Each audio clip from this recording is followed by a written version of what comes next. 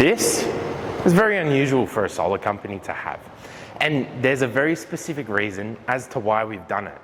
The mural behind me is actually a timeline of Australia's history, running you through the early 20th century into today's age and where we want to be in the future. So having a quick look at it, you've got beautiful blue skies, clear oceans, Mount Kosciuszko with all the snow that you could ever want, and bright blue skies here at Bondi Beach.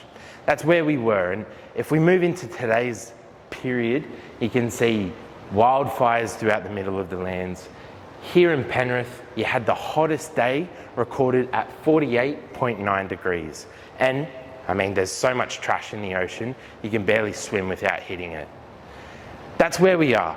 And our current trajectory is pushing us towards a future that's going to look exactly the same. But being a solar company, we have a plan to move away from that. We want to move towards a fully electric future where there is no more trash in the ocean, where we have electric helicopters. And I mean, I'm not too happy about this one, but if we have to have giant crocodiles roaming the lands, well, that's a sacrifice I'm willing to make.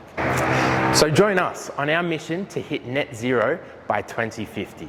#BeTheDifference.